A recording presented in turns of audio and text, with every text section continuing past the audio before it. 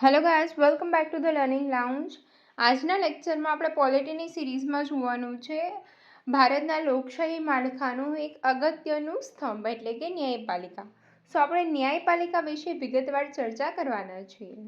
હવે આપણે ભારતમાં ન્યાયપાલિકાનો એક પરિચય જોઈએ ટૂંકમાં. તો ભારતમાં જે ન્યાયપાલિકા છે એ સ્વતંત્ર અને સંકલિત વ્યવસ્થા છે.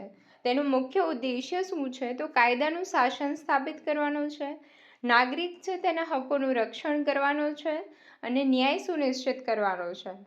આપણું બંધારણ છે એ ન્યાયપાલિકાને કાર્યપાલિકા અને ધારાસભાથી સ્વતંત્રતા પૂરી પાડે છે, જે તેના નિષ્પક્ષ કાર્ય માટે અનિવાર્ય છે. હવે આપણે ભારતમાં ન્યાયપાલિકા છે એનું માળખું જોવાનું છે. તો આપણે જે ભારતીય ન્યાયપાલિકા છે તેનું માળખું પિરામિડ આકારનું છે. તો આ પિરામિડની ટોચ ઉપર ભારતની સર્વોચ્ચ અદાલત એટલે કે સુપ્રીમ કોર્ટ છે. ત્યારબાદ રાજ્યમાં ઉચ્ચ અદાલત આવે છે એટલે કે હાઈકોર્ટ આવેલી છે, અને સૌથી નીચેના સ્તરે જિલ્લા અને તાલુકા સ્તરે ગૌણ અદાલતો એટલે કે સબઓર્ડિનેટ કોર્ટ્સ આવેલી છે. હવે આપણે સુપ્રીમ કોર્ટ વિશે થોડું ડિટેલમાં જાણીએ. તો બંધારણના અનુચ્છેદ 124થી 147 સુધી સુપ્રીમ કોર્ટની અલગ અલગ વસ્તુઓ આપેલી છે, લાઈક સુપ્રીમ કોર્ટની રચના, તેની સત્તા અને કાર્ય સંબંધિત અલગ અલગ જોગવાઈઓ. હવે આપણી સુપ્રીમ કોર્ટ છે જે ભારતની સર્વોચ્ચ ન્યાયિક સંસ્થા છે, જેનું મુખ્ય મથક નવી દિલ્હીમાં આવેલું છે. તે બંધારણના રક્ષક અને મૌલિક અધિકારોના સંરક્ષક તરીકે કાર્ય કરે છે. સુપ્રીમ કોર્ટના ન્યાયાધીશોની નિમણૂક રાષ્ટ્રપતિ દ્વારા થાય છે અને તેમની નિવૃત્તિની વય જોઈએ તો 65 વર્ષ છે.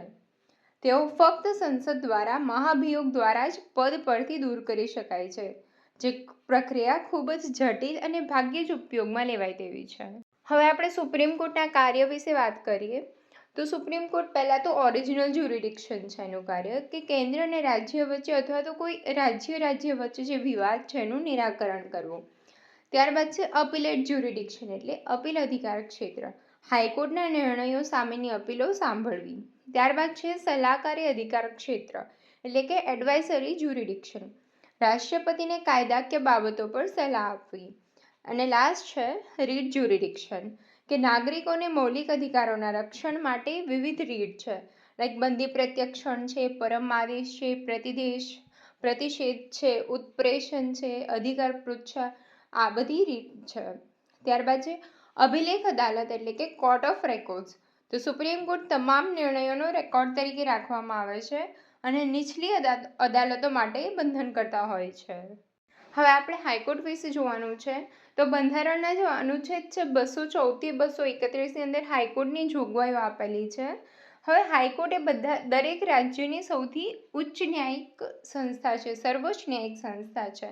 હવે કેટલીક વાર 2 કે તેથી વધુ રાજ્યો માટે એક જ હાઈકોર્ટ આવેલી હોય છે. તેના ન્યાયાધીશોની નિમણૂક પણ રાષ્ટ્રપતિ દ્વારા સુપ્રીમ કોર્ટના મુખ્ય ન્યાયાધીશ અને સંબંધિત રાજ્યના રાજ્યપાલની સલાહ લઈને થાય છે. તેમની નિવૃત્તિની વય 62 વર્ષ છે. હવે આપણે હાઈકોર્ટના કાર્યો જોવાના છે. તો તે રાજ્યની અંદરના વિવાદોનું નિરાકરણ કરે છે, પ્લસ એ નીચલી અદાલતના જે નિર્ણય હોય એની સામેની અપીલો સાંભળે છે, મૌલિક અધિકારોના રક્ષણ માટે રીટ બહાર પાડે છે. લાઈક હાઈકોર્ટની રીટ સત્તા સુપ્રીમ કોર્ટ કરતાં પણ વ્યાપક છે, કારણ કે તે મૌલિક અધિકારો ઉપરાંત અન્ય કાનૂની અધિકારો માટે પણ રીટ બહાર પાડી શકે છે. તેના અધિકાર ક્ષેત્ર હેઠળની તમામ નીચલી અદાલત પર તે નિયંત્રણ અને દેખરેખ રાખે છે. આમાં મેઇન પોઈન્ટ એ છે કે મૌલિક અધિકારોના રક્ષણ માટે રીટ બહાર પાડવાની જે છે એ હાઈકોર્ટની સત્તા વધારે છે as compare to supreme court. હવે જોઈએ ગૌણ અદાલત વિશે, કે આ અદાલતો છે એ જિલ્લા અને તાલુકા સ્તરે કાર્યરત હોય છે. તેમાં જિલ્લા અને સત્ર ન્યાયાધીશની અદાલતો લાઈક ડિસ્ટ્રિક્ટ અને સેશન કોર્ટ્સ, ન્યાયિક મેજિસ્ટ્રેટની અદાલત એટલે કે જ્યુડિશિયલ મેજિસ્ટ્રેટ કોર્ટ અને મુન્સિફ કોર્ટનો સમાવેશ થાય છે. આ અદાલતો દિવાની અને ફોજદારી એમ બંને પ્રકારના કેસ સાંભળે છે. હવે વાત કરીએ તો જ્યુડિશિયલ રિવ્યૂ. તો આ જે ન્યાયિક સમીક્ષા છે એક બહુ મહત્વપૂર્ણ વસ્તુ છે. તો ન્યાયિક સમીક્ષા એટલે અદાલત દ્વારા ધારાસભા દ્વારા જે ઘડવામાં આવેલ કાયદા છે અને કાર્યપાલિકા દ્વારા લેવાયેલો નિર્ણયની બંધારણીયતા રીતે તપાસવાની સત્તા છે. જો કોઈ કાયદો કે નિર્ણય બંધારણની જોગવાઈનું ઉલ્લંઘન કરતો જણાય તો અદાલત તેને ગેરબંધારણીય એટલે કે અનકન્સ્ટિટ્યુશનલ અને અમાન્ય એટલે કે નલ એન્ડ વોઇડ જાહેર કરી શકે છે. ભારતમાં સુપ્રીમ કોર્ટ અને હાઈકોર્ટ બંનેને ન્યાયિક સમીક્ષાની સત્તા પ્રાપ્ત છે.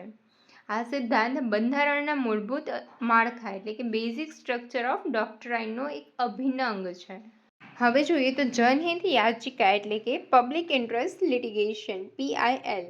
આ એક ક્રાંતિકારી પહેલ છે જેને ન્યાયની સરળ સુલભતા માટે રજૂ કરવામાં આવી હતી.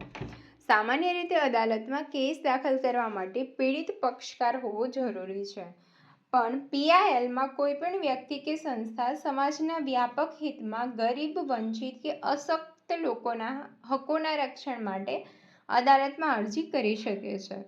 આનાથી ન્યાય મેળવવા વધુ સરળ બન્યો છે અને સમાજના નબળા વર્ગોને પણ ન્યાય સુલભ બન્યો છે.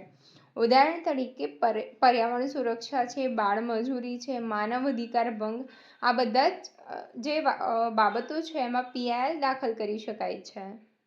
હવે જોઈએ તો બંધારણીય રીત. આપણા બંધારણના અનુચ્છેદ 32માં સુપ્રીમ કોર્ટ અને અનુચ્છેદ 226માં હાઈકોર્ટ હેઠળ નાગરિકોના મૌલિક અધિકારોના ભંગ સામે અદાલતો 5 પ્રકારની રીત બહાર પાડી શકે છે. એક છે હેબિયસ કોર્પસ એટલે કે બંદી પ્રત્યક્ષીકરણ, ગેરકાયદેસર અટકાયત સામે રીત બહાર પાડી શકાય છે. ત્યારબાદ છે પરમાદેશ એટલે કે મેન્ડેમસ, જાહેર અધિકારીને તેના કાનૂની ફરજ બજાવવાનો આદેશ આપવા માટે. ત્યારબાદ છે પ્રોહિબિશન એટલે કે પ્રતિષેધ, નીચલી અદાલતને તેના અધિકાર ક્ષેત્રની બહાર જતી અટકાવવા માટે. ત્યારબાદ છે ઉત્પ્રેષણ એટલે કે નીચલી અદાલતના નિર્ણયને રદ કરવા અને કેસને પોતાની પાસે મંગાવવા. ત્યારબાદ છે અધિકાર પૃચ્છા એટલે ક્યો વોરંટો, કે કોઈ વ્યક્તિ કયા અધિકારથી કોઈ જાહેર પદ ધારણ કરી શકે છે તે પૂછવા માટે. હવે આપણે જોઈએ કે ભારતમાં ન્યાયપાલિકાનું મહત્વ શું છે. તો ઘણું બધું મહત્વ છે, લાઈક કે તે બંધારણના રક્ષક તરીકે કાર્ય કરે છે, મૌલિક અધિકારોના સંરક્ષક તરીકે નાગરિકના હકોનું રક્ષણ કરે છે, સરકારના અંગો પર અંકુશ રાખીને સત્તાના દુરુપયોગને અટકાવે છે, ન્યાય સુનિશ્ચિત કરીને સામાજિક સમાનતા અને ન્યાય સ્થાપિત કરે છે, વિવાદોનું નિરાકરણ કરીને શાંતિ અને વ્યવસ્થા જાળવી રાખે છે. સો ગાઈઝ, આ હતું ભારતમાં ન્યાયપાલિકાનું માળખું, તેના કાર્ય, ન્યાયિક સમીક્ષા, જનહિત યાચિકા અને બંધારણીય રીત વિશે વિગતવાર માહિતી. જો તમને આ વિડીયો ગમ્યો હોય અને કોમ્પિટિટિવ એક્ઝામ માટે MP લાગતો હોય તો પ્લીઝ ચેનલને લાઇક, શેર અને સબસ્ક્રાઈબ કરી દો. જો તમને કાંઈ પણ ડાઉટ હોય તો કમેન્ટ બોક્સમાં પૂછી શકો છો. ફરી મળીશું નવા વિડીયો સાથે. ત્યાં સુધી તૈયારી કરતા રહો. Bye bye. Thank you.